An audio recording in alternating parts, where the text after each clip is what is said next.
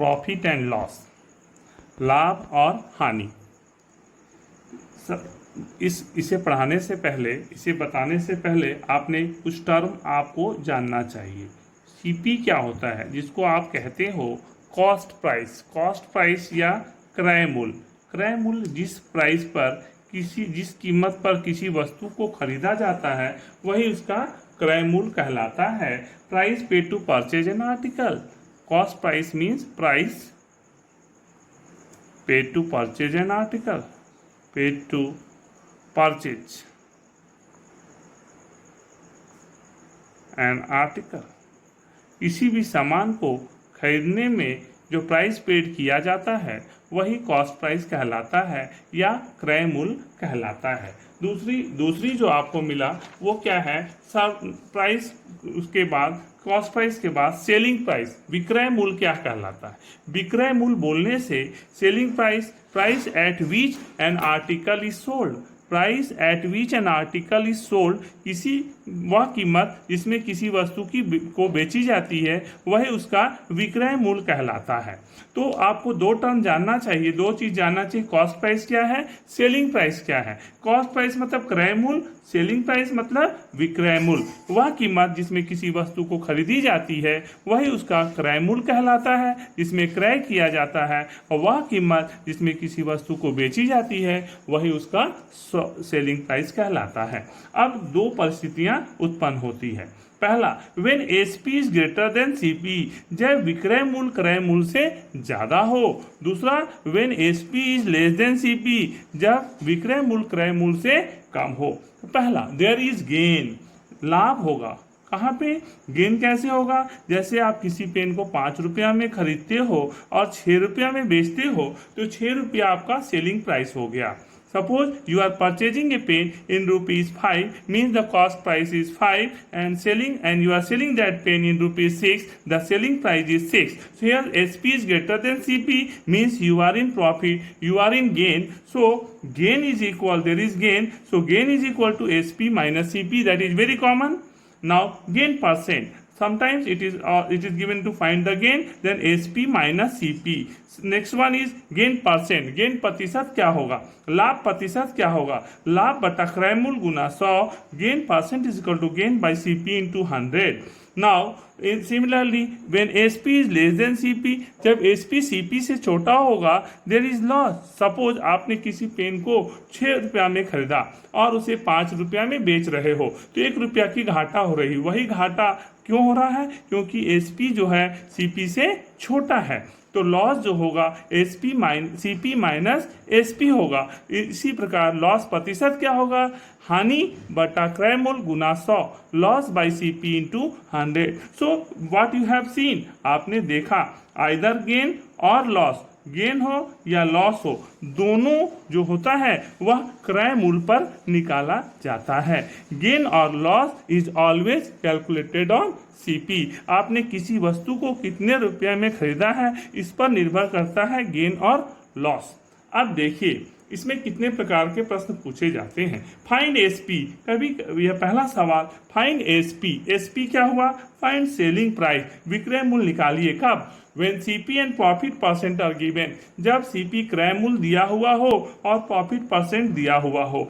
Profit percent दिया हुआ हो तब SP is equal to CP into 100 plus profit percent by 100. By using this formula, इस फॉर्मूले का इस्तेमाल करके आप SP निकाल सकते हो। कब, when CP profit percent are given, जब CP और प्रॉफिट परसेंट दिया हुआ हो तब SP आप इस फॉर्मूले का उपयोग करके SP is equal to CP into 100 plus profit percent by 100 का इस्तेमाल करके आप निकाल सकते हैं। दूसरा, फाइंड SP निकालिए। When CP and loss percent are given, when CP and loss percent are given तो SP is equal to CP into 100 minus loss percent by CP। By using this formula you can calculate SP when CP and loss percent are given. Solution, this type of question may be solved by using these two formula, when there is loss, when there is profit. Now find SP when SP and profit percent are, find CP निकालिए। क्रय मूल्य निकालना है, cost price, जब विक्रय मूल्य और लाभ प्रतिशत दिया हुआ हो। Find CP when SP and profit percent are given. जब SP और प्रॉफिट परसेंट दिया हुआ हो तब आपको निकालना है CP. तो CP is equal to SP into 100 by 100 plus profit percent, that is equal to CP. उसी प्रकार CP निकालना हो when SP and loss percent दिया हुआ है, हानि प्रतिशत और विक्रय मूल्य दिया हुआ हो, तब क्रय मूल्य निकालना है. तब CP is equal to SP into 100 by 100 minus loss percent. By using this formula you can calculate CP in case of profit percent, in case of loss percent. You can calculate the CP by using these two formula.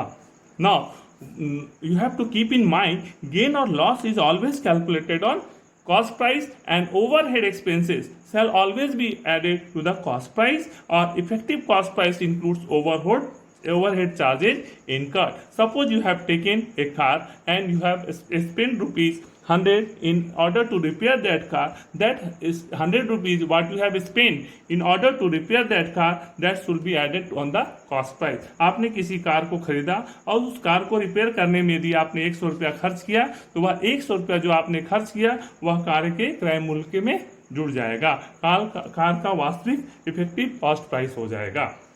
Next जो है, अब देखिए इसमें आपके profit and loss से related कितने प्रकार के सवाल पूछे जा सकते हैं. Find gain percent. Find gain percent, तो गेन परसेंट जब भी निकालना हो तो gain by CP into 100. Find loss percent, loss by CP into 100. पहला टाइप का क्वेश्चन ये होगा. नेक्स्ट क्वेश्चन होगा second type of question, find SP when CP and profit percent are given. You can calculate SP by using this formula. Now find SP when CP and loss percent are given. SP निकालिए जब CP और loss percent दिया हुआ हो. SP is equal to CP into 100 minus loss percent by CP.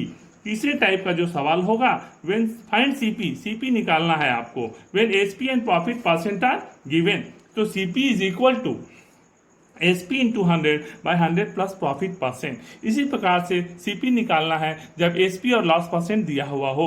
CP is equal to SP into 100 by 100 minus loss percent. So while solving this problem you have to learn by heart these formulas. If you are knowing all these formulae, either in case of gain or in case of loss, you can compare this formula and calculate and solve the problem related to profit and loss. Now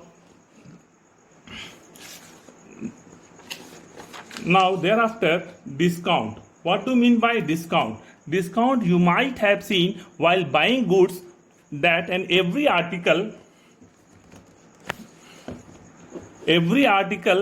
there is a price marked. There is a price mark. This price is known as the mark price. Mark price means what? Whenever you are going to in a market in order to buy any item, there is some price marked on that very item. That is called the price item. And sometimes the shopkeeper is giving you rebate or reduction in the price of the object. What do you mean by reduction in the price of the object? Rebate on the mark price means in order to clear the old stock goods.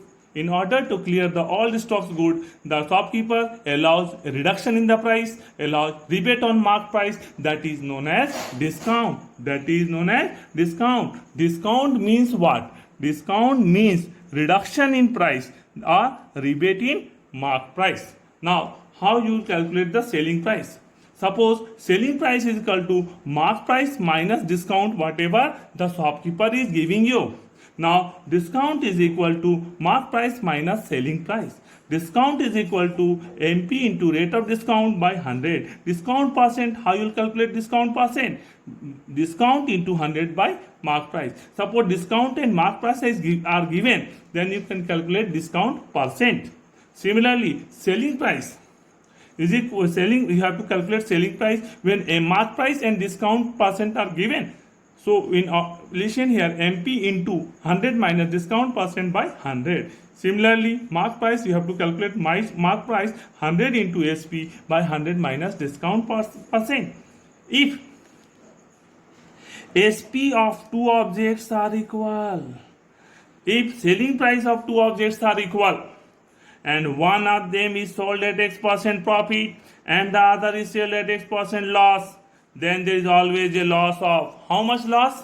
that loss shall be calculated, that is common loss or gain percent by 100, that shall be calculated as x square by 100. If two objects are sold are equal, if SB of two objects are equal and one is sold at x% profit and the other is sold at x% loss, then that shall be calculated as x square by 100%. Similarly, two successive discount, दो लगातार discount दिया गया हो of x% and y% allowed to an item, किसी वस्तु में दो discount दिया गया हो, लगातार क्रमशः क्रमिक बट्टा दिया गया हो x% और y% का, तब उसे आप समतुल्य बट्टा कैसे निकालेंगे? x plus y minus x y by 100%. By using this formula you can calculate the problem related to discount. Now, afterwards, my dear students, I will give you the lecture related to compound interest. Okay, thank you.